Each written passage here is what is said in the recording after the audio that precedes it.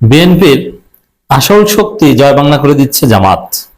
আমরা দেখতে পাচ্ছি বিএনপি হুবহু আওয়ামী লীগের পথে হাঁটছে। এই জন্য জামাত যেহেতু আগে টের পেয়েছে, যার ফলে বিএনপি পারবে না।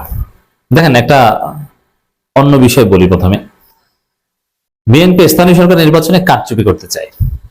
এই উদ্দেশ্যে তারা প্রশাসক বসিয়েছে, আরো অনেক দুর্বিসন্ধি করছে। কিন্তু ইন্টারেস্টিংলি বিএনপি কিভাবে কি করতে চায়, এমনকি 2031 সালের নির্বাচনে বিএনপি কি করতে চায়, এসব ফন্দি ফিকির এটা জামাত এনসিপি এরা এখনই বুঝে গেছে।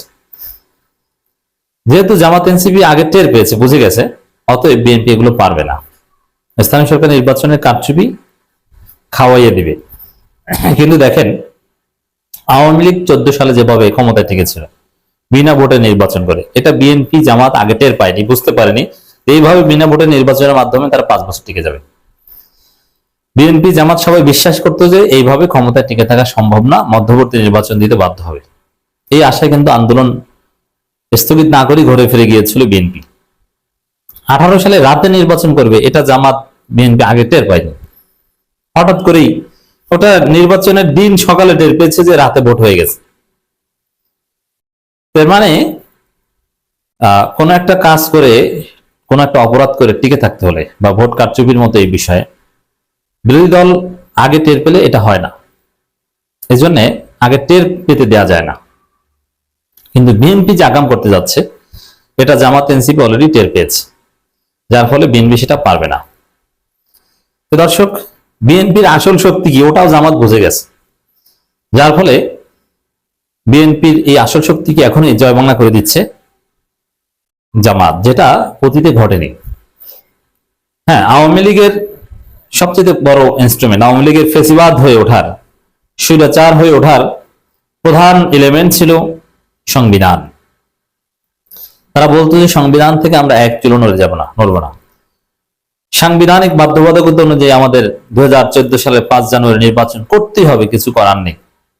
এটা করে ফেলে যেহেতু সাংবিধানিক বাধ্যবাধকতা, তারপরে মিড টার্ম ইলেকশন বা ওটা দেখবো। তারপরে আর মিড টার্ম ইলেকশনের খবর নেই, একদম 5 বছর ইচ্ছা মতো দেশ চালিয়েছে আরামে, নীরবে, নির্বিঘ্নে। তো দর্শক, তখন আওয়ামী লীগের লোকজন বলতো যে যথাসময় নির্বাচন না হলে সাংবিধানিক সংকট তৈরি হবে। তা আওয়ামী লীগের যে অস্ত্র ছিল, যে ইনস্ট্রুমেন্ট ছিল, যে শক্তি ছিল, সংবিধানের দোহাই দেয়া, বিএনপি এখনই সে সংবিধানের দোহাই দেয়া শুরু করেছে। তবে মজার পার্থক্যটা দেখেন, আওয়ামী লীগের দীর্ঘ 15 বছরের ফেসিবাদী আমলে কখনো বিএনপি জামাত বলেনি যে আমরা এই সংবিধানে লাথি মারি। কখনো কেউ বলতে পারেনি যে এই সংবিধান আমরা মানি না। শুধু খালেদা জিয়া একবার বলেছিলেন যে এই সংবিধানকে ছুঁড়ে ফেলবো, আমরা সংবিধান মানি না এটা বলবেন, ক্ষমতা আসলে সাংবিধানিক ভাবে ছুঁড়ে ফেলবো। বিএনপি জামাত সব সময় গত ফেসিবাদী 15.5 বছরে বলে আসছে যে আমরা সংবিধান মানি, সংবিধান অনুযায়ী আমরা আমাদের অধিকার চাই। সংবিধানে বাক স্বাধীনতার কথা আছে, রাজনীতির অধিকারের কথা আছে, মৌলিক অধিকার কথা আছে। ভাই, আমাদেরকে ওই সংবিধান অনুযায়ী এটা ফেরত দেন। সংবিধান করে মুখে ফেনা তুলতো জামাত বিএনপিও। সংবিধানের বিরুদ্ধে বিদ্রোহমূলক কোনো কথা জামাত বিএনপি 15.5 বছরে বলার সাহস পায়নি, কারণ বললে তাকে এমন রাষ্ট্রদ্রোহ মামলা দিয়ে জেলে ঢোকাতো, ওই মামলা শাস্তি হচ্ছে মৃত্যুদণ্ড। ভয়াবহ অবস্থা।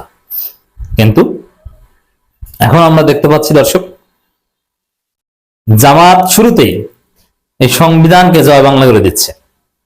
এই সংবিধানকে তুচ্ছ তাচ্ছিল্য এবং হাসি তামাশার বিষয় পরিণত করেছে। স্পষ্টভাবে বলছে যে এই সংবিধান আমরা মানি না, এটা মানা যাবে না, এটা 72-এর মুজিববাদী সংবিধান, এটা আওয়ামী সংবিধান, এটা ভারতের সংবিধান, এটা ফ্যাসিস্ট হওয়ার গ্যারান্টি, এটা ফ্যাসিবাদী সংবিধান, এই সংবিধান মানি না। অতএব যেটা প্রধান শক্তি ছিল, যে অস্ত্র দিয়ে বিরোধী দলকে মোকাবেলা করত আওয়ামী লীগ, সংবিধান, জামাত এনসিপি কিন্তু এবার শুরুতেই বিএনপি সে আসল শক্তি খেয়ে দিচ্ছে। হিসাব তো এরকমই যে বিরোধী দলে থাকলে তখন জনগণের কথা, জনগণের মতামত, মানে গণতন্ত্রের কথা বলে, আর সরকারে গেলে তখন তারা সংবিধানের দোহাই দেয়। কারণ এই সংবিধানের মধ্যে স্বৈরাচারের মধু আছে।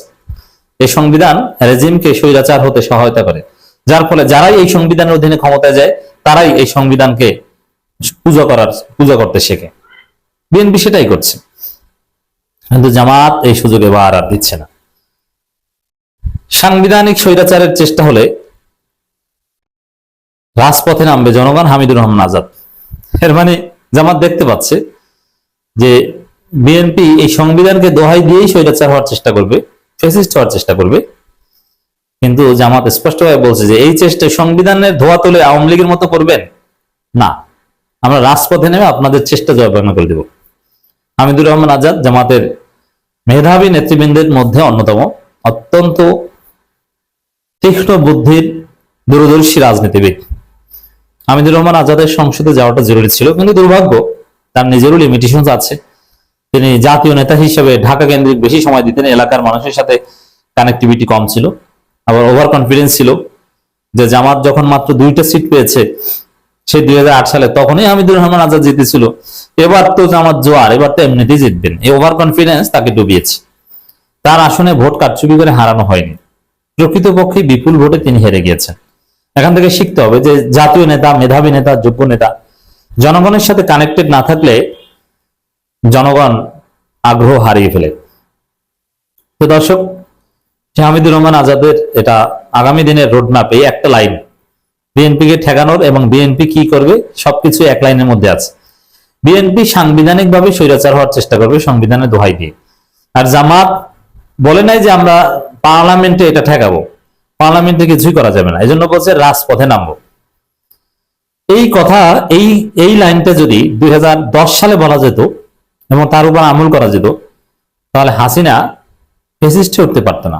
কিন্তু তখন বিএনপি জামাত সংবিধান পূজা করত, সাহস করেনি। অবশ্যই এবারও সাহস হতো না, এবার সাহসটা হয়েছে এই জুলাই সনদের কারণে, 5 আগস্ট বিপ্লবের কারণে।